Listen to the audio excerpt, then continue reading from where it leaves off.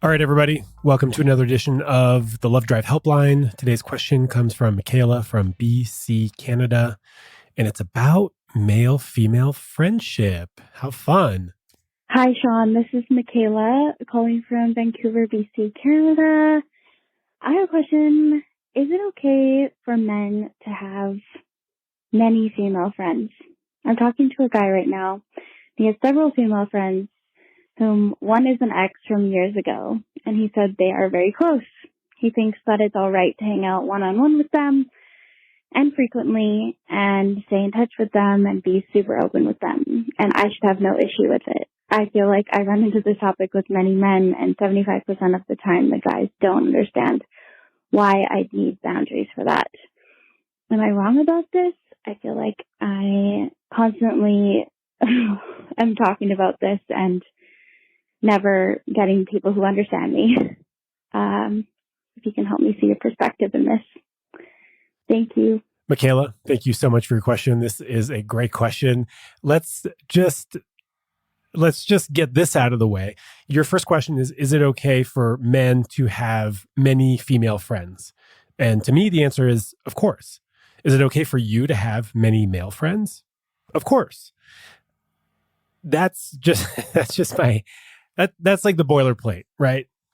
It's okay for members of the opposite sex, or, I think what's really going on here is that you feel threatened by your partner having friends that are of the gender he's sexually or romantically attracted to.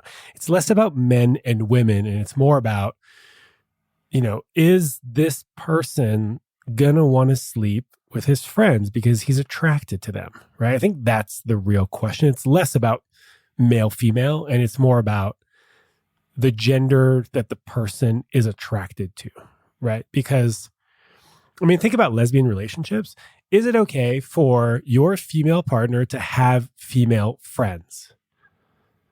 Or think about gay relationships. Is it okay for, let's say you're a dude, is it okay for your male partner to have male friends?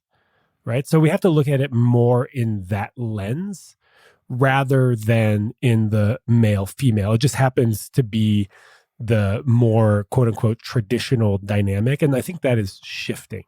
So right off the bat, I just want to say it's okay and natural and normal to have friends of the gender that you normally date or sleep with.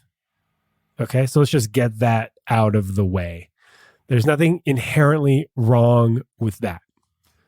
Do you have male friends that you don't want to sleep with?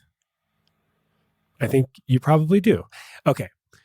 Also, there's this, I don't know what it is, concept, idea that men are incapable of having female friends without wanting to sleep with them. And I don't think that's true. I have a lot of female friends. Also, I want to say I'm probably not the average dude, but I'm capable of having female friendships and for those friendships to stay platonic. In fact, I probably connect a little bit easier with women than I do with men right off the bat. It's easier for me to befriend a woman than it is for me to befriend a man. That's not to say that I don't incredibly value my male friendships. I do. I have many of them. They're very important to me. I think that men having other men in their life is very important. But that's not to say that I don't have female friends that I value incredibly. I have a whole bunch of them and I don't want to sleep with them. That being said, I have probably evaluated them. I have probably thought to myself, do I want to sleep with this person? And to me, if the answer is yes, then I will ask them on a date. I will not ask them to be my friend. Right? So I don't know if that's the norm, but I have for sure looked at pretty much all of my female friends when I met them with that eye of like, should we go on a date or should we be friends? Right? And I also want to say that I have been friends with women who have wanted to date me. And we have been able to transition through that phase where one person wants to date the other person to a friendship, right? By me saying, I value your friendship. I am not romantically interested in you. I would love to continue to pursue a friendship with you if that's something that you're able to do. And I have a lot of rich friends that have sort of come from not a lot, a few that have come from that starting point. Okay, I think I'm digressing a little bit here, but I just wanted to share with you a little bit of my perspective or my experience rather on male female friendships. Yeah. Okay. Okay. So in your question, you said something along the lines of, your dude said that you should have no issue with it. I have an issue with that statement, right? And you might be paraphrasing, that's fine. But that to me indicates sort of insensitivity or an unawareness of the dynamics that are at play, right? So your boyfriend doesn't feel like you should have an issue with him being friends. And that's actually beside the point. The point is that you feel uncomfortable about it.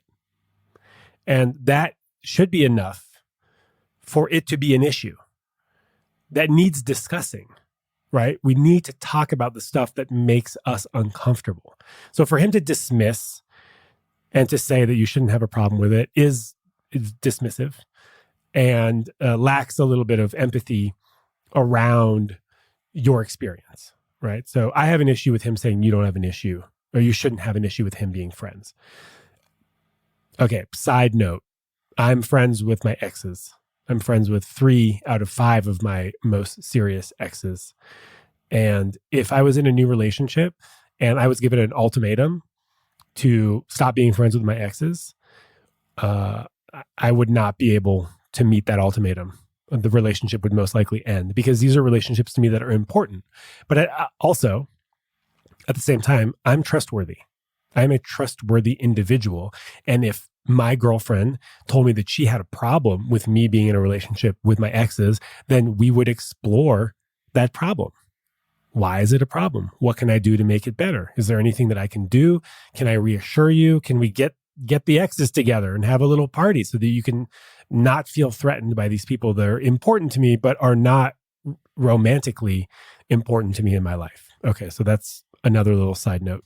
So you said you've talked to a lot of guys about this, and 75% of them, I'm paraphrasing, don't understand why you need a boundary around them not being friends with their exes, and nor do I, because you didn't tell me why you need a boundary, right? So just telling someone it's unacceptable for you to be friends with your ex doesn't really give me any idea as to why it's unacceptable or why it's important to you, right? So when you set a boundary, you need to share with them the impact, why you feel the way you feel, why it's brought up all these feelings, why you don't feel safe, why you feel uncomfortable, so that we can understand where you're coming from, right? If you just tell a kid, don't touch the stove, that's not enough, right? You have to say, don't touch the stove because it's hot and because you're going to get burned and because it's going to hurt,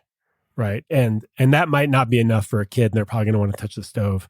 But we need more context for why you're setting a boundary, right? If you want people to respect your boundaries, you need to give them information that clues them in as to why this is important for you, right? So if you're gonna talk about boundaries, you need to talk about the impact of their behavior, right? And that could be something like, hey, you know what? I've been cheated on before. I had a boyfriend who was friends with his ex, and he said there was nothing I didn't have anything to worry about, and that it shouldn't be an issue. And turns out they were sleeping together the whole time. So I'm triggered by these dynamics. And that's the kind of context that you want to give someone, right? Why do you feel the way you feel? So I think it comes down to 2 things here: trust and communicating your discomfort, right? So trust. Do you trust them? Are they a trustworthy person? Do you trust your boyfriend? Have they done anything to lead you to believe that they are not trustworthy? If they are lying, if they say they do stuff and then don't do it, if they tell you they're going out with the boys and then you find out they're hanging out with their ex, these are behaviors that are untrustworthy. right? And then you might have cause for concern. But if they always share with you what they're doing, if they have never lied to you, if they have not done anything to lead you to believe that they're untrustworthy, then you might have an issue with trust. It's just so hard to say that you might have a trust issue, but you might, right? And just because they haven't done anything untrustworthy doesn't mean that they're not doing something untrustworthy. It just means that you don't know about it, which complicates the whole situation. But to a certain degree, we have to trust people, right? And people say like, yeah, trust is earned. And I agree. You don't want to be fully trusting right off the bat. But if you have some evidence that they are a trustworthy person, then what you need to do is sort of explore your discomfort around them being friends with an ex or them having a lot of female friends. What's the story there? What's the story that you're telling yourself? Is it a fear that they're going to leave you for one of these female friends? Well, the reality is that someone can leave you at any point for any reason, whether they're hanging out with their female friends or not. And I think some people will say, well, it's more likely that they're going to leave you if they're spending a lot of time with their ex. Is it though? I think if people are going to leave, they're going to leave regardless of how much time they're spending with a person, right?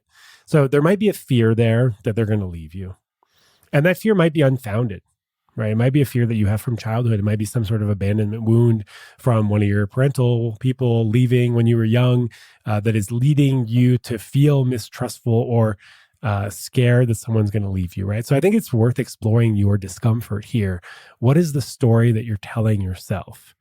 If there's no untrustworthy behavior displayed, right?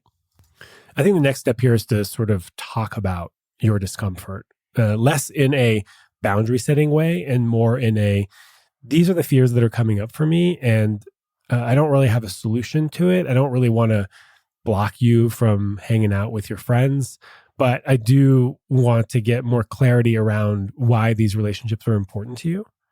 And also I want you to understand why I'm uncomfortable. And can we come up with a solution together, right? I think that's the holy grail.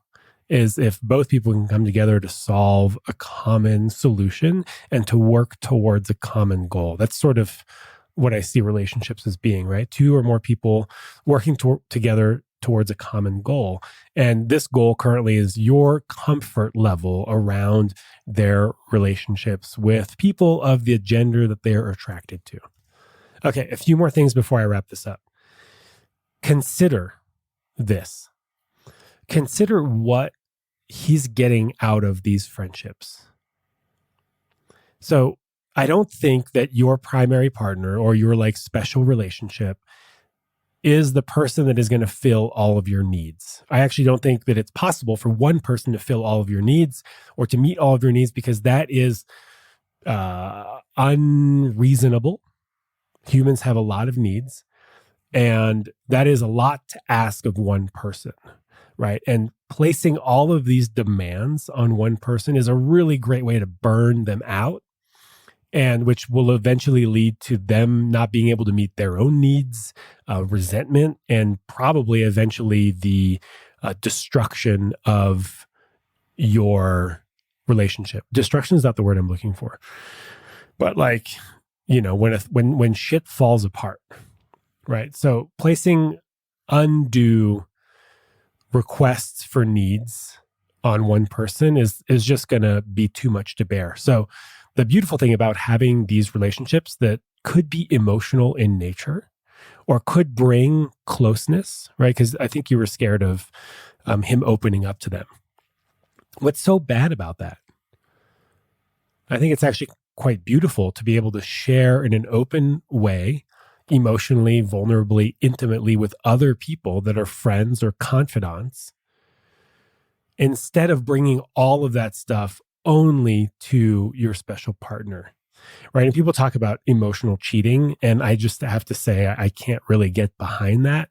I think that any relationship, you know, platonic relationship where there's no sort of romantic or sexual boundaries being crossed, no matter how intimate, emotionally intimate those relationships are, I don't think there's actually anything wrong with that. I think it's quite beautiful. And the more needs that are being met in your life, the more fulfilling and satisfying your life will be.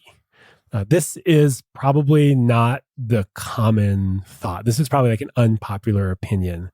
Me stating the fact that I don't really believe in emotional affairs or emotional cheating, probably because I really value emotional disclosure, right? If let's say I was like being emotionally intimate with my male friends, which I am like all the time, depending on the friend, of course. I don't think my girlfriend would ever see that as me cheating on her emotionally. But for some reason, in the male female dynamic, it does feel like there's a breach there. And I think there might be a breach if, you and your partner say, I don't want you to share these intimate details with anybody else, right? And that could be a breach of, the relationship agreement. But I think that whenever we're getting our needs met, as long as they don't breach the current agreement that you have, right, which is explicit conversation about what is and is not okay in your relationship, I don't think there's anything wrong with that. I think it's going to lead to an easier, more fulfilled life, and that is good for all relationships. So I am totally rambling here. I have a lot to say. I feel like I just had coffee, but I didn't. I had coffee about 4 hours ago, and then I had a nap. But I do want to end on this. You said, am I wrong? Am I wrong to feel or think this way? And I want to say no. I get that a lot. I'm doing this, or I'm feeling this, or I want my boyfriend to do this. Am I wrong? Right? People really want to make a judgment call, a morality call, right? Right and wrong is morals. And I'm not going to make that call. I don't think you're wrong. I think that you have a story and that you have a comfort level that makes it easier for you if your boyfriend didn't have female friends. And there's nothing wrong with that. It's just what you're growing up with, right? It's who you are, right? You are your experiences, wounds, traumas, desires, needs, a way of being raised, cultural context, societal, economic positions, like all of this stuff shapes who you are. So none of it is wrong. It's just the reality, right? And your reality is that you're not comfortable with your boyfriend having female friends. And it sounds like there needs to be some conversation about this stuff with him, and maybe some exploration with you about what is so threatening about that. And I also just want to say, like, you could be totally right. You could be right in not trusting your boyfriend in having female friends. Totally. So I can't really tell you what to do other than to have a conversation about this stuff. And if this is really, really, really important to you, and this is a deal breaker, and you're not willing to be flexible in this, then find someone who doesn't have a lot of female friends. There are dudes out there who just have their bro friends, and that's who they hang out with, and they're happy to have one important female relationship in their life. I don't know a lot of those people, but I know they exist, and they quite possibly might be in Canada, in BC.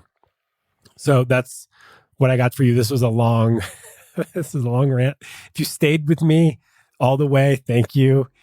Best of luck and have a beautiful week.